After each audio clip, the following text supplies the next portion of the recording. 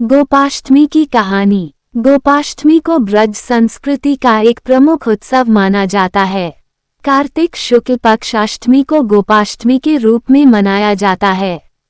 इस दिन भगवान श्री कृष्ण ने गौचारण लीला शुरू की थी। गोपाष्टमी ब्रज में संस्कृति का एक प्रमुख पर्व है।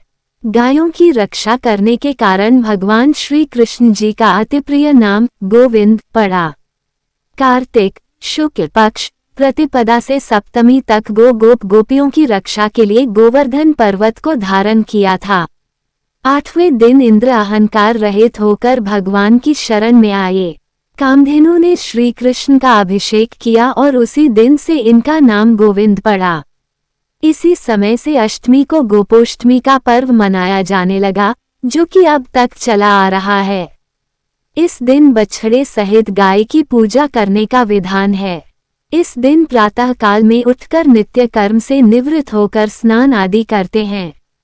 प्रातः काल में ही गायों को भी स्नान आदि कराकर गौ माता के अंग में मेहंदी, हल्दी, रंग के छापे आदि लगाकर सजाया जाता है तथा गंध धूप पुष्प आदि से पूजा करें और अनेक प्रकार के वस्त्रालंकारों से अलंकृत करके गाय का पूजन किया जाता है और आरती उतारी जाती है। इस दिन कई व्यक्ति ग्वालों को उपहार आदि देकर उनका भी पूजन करते हैं।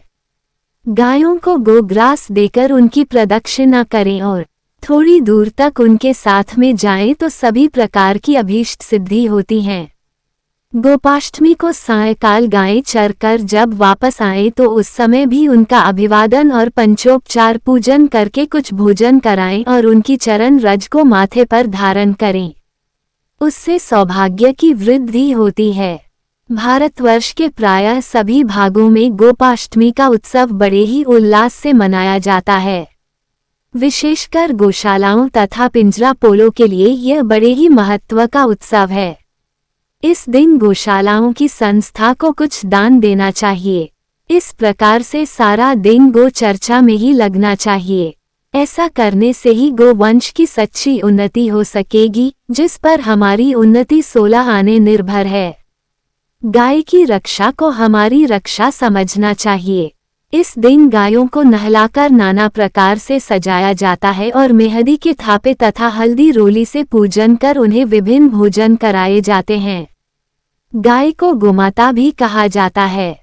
गोपाष्टमी यह संदेश देती है कि ब्रह्मांड के सब काम चिन्मय भगवत सत्ता से ही हो रहे हैं, परंतु मनुष्य अहंकारवश ये सोचता है कि हमारे बल से ही यह चलता है वह चलता है।